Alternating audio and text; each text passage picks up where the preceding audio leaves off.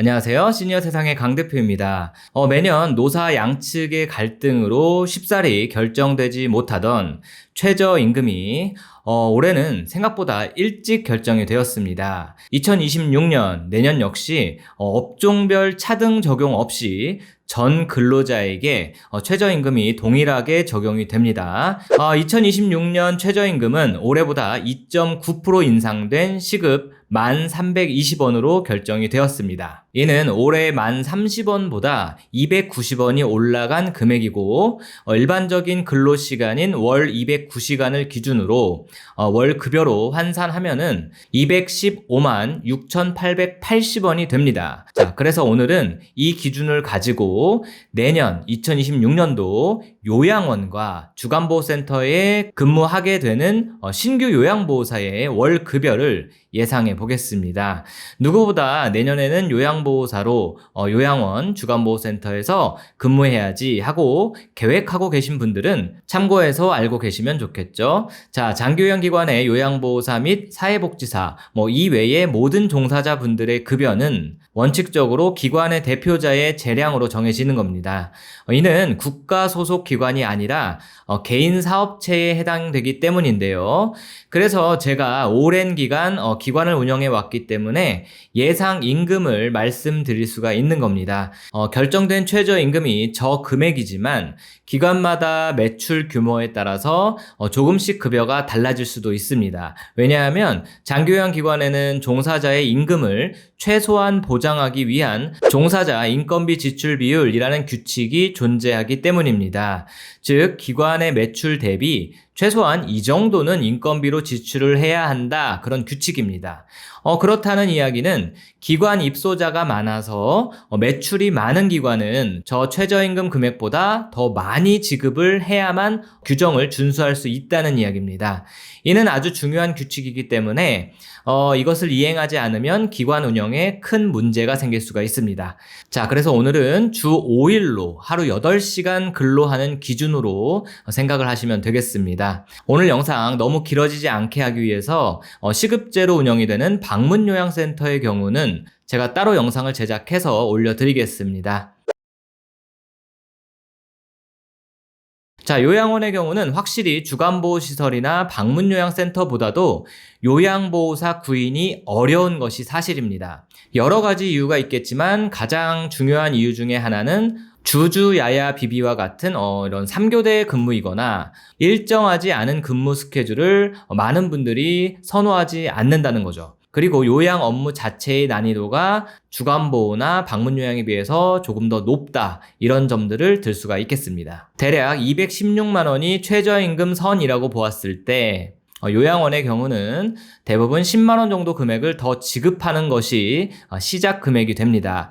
대략 226만 원 정도가 기본 월급여다라고 보시면 됩니다. 그래서 구직하실 때 설마 이 금액보다 적다고 한다면 그 기관은 급여가 너무 적다라고 보시면 됩니다.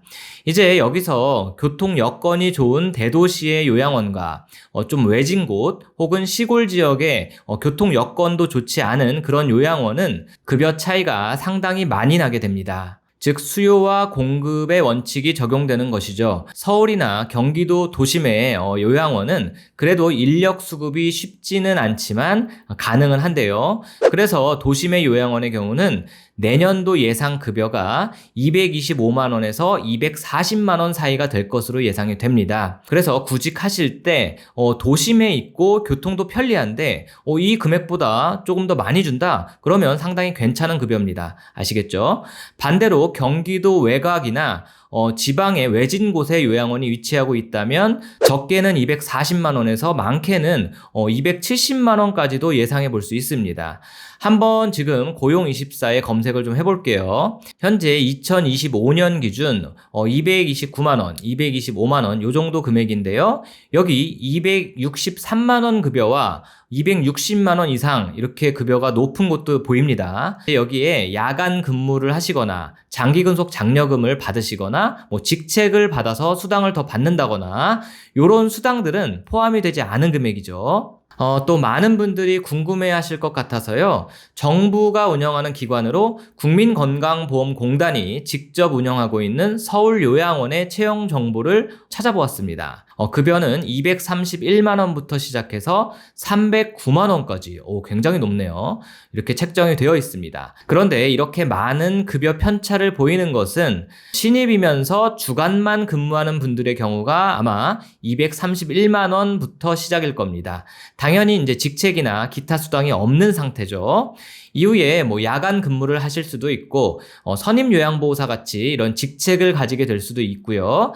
또한 장기 근속 장려금 이런 것까지 포함을 하게 되면은 최대 309만원까지 급여가 올라갈 수 있다는 겁니다. 이 구인 공고가 올해 것이라고 보았을 때 확실히 공공기관이 개인 시설보다 급여 처우가 좋다는 것을 알 수가 있네요. 다만 요양원의 특성상 공공기관이라 하더라도 3교대 근무와 주말도 근무할 수 있다는 점 이렇게 명시가 되어 있네요.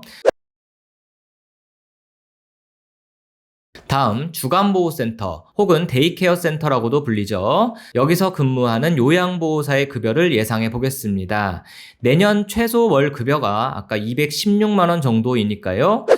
최소 216만원에서 225만원 정도의 급여가 주간보호센터 요양보호사의 급여로 예상이 됩니다. 그런데 이 금액에는 운전을 하게 되면 대부분 지급하고 있는 송영수당이나 시간 외 수당, 장기 근속 장려금, 직책 수당 등은 포함되지 않은 급여입니다. 참고적으로 말씀을 드리자면 주간보호센터에서 운전을 하게 되는 경우 송영수당은 적은 경우 5만원에서 많은 경우 한 15만원까지도 받기도 합니다. 이는 정해진 수당이 아니기 때문에 전적으로 입사해서 또는 근무 중에 대표자와 근로자가 합의하에 계약서에 명시해서 지급하고 지급받는 수당에 해당이 됩니다.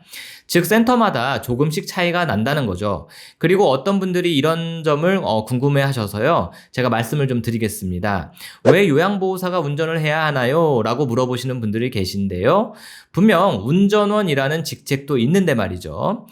이는 주간보호센터의 특성상 동시다발적으로 운전을 할 수밖에 없는 사업 특성이 있습니다. 그런데 그 모든 차량에 같은 시간대에 운전을 할 운전원을 따로 채용하는 것은 현실적으로 불가능하기 때문입니다.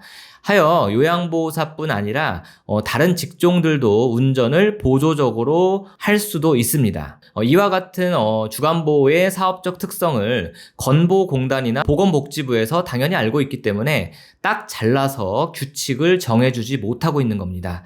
이 같은 상황은 앞으로도 변할 수 없다고 생각이 됩니다. 결론적으로 주간보호센터는 요양원보다는 요양보호사 분들이 선호하는 기관 유형입니다.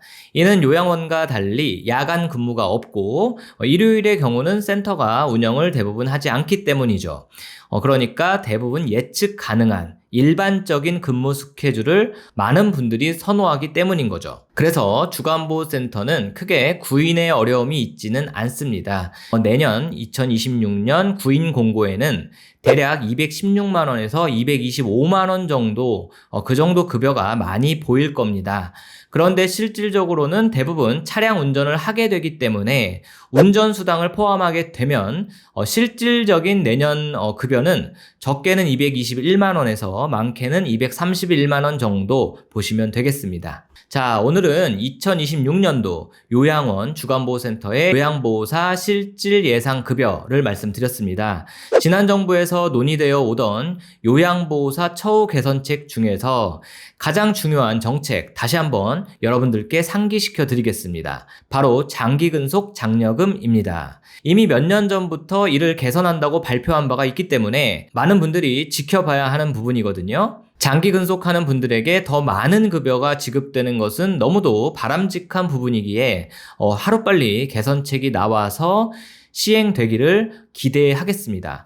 이 장기근속 장려금 개선의 요점은 기관 이직 시에도 경력 인정이 돼야 하는 부분과 장기근속 장려금의 수당 자체가 물가 인상 대비 그간 하나도 인상되지 않았다는 점, 요 두 가지 정도로 저는 보고 있습니다. 이 방송 보시는 여러분들도 이 점을 알고 계시면 좋겠습니다. 오늘 영상 좋으셨다면 좋아요 꼭 부탁을 드립니다. 더 좋은 영상으로 찾아뵙겠습니다. 시청해주셔서 감사합니다.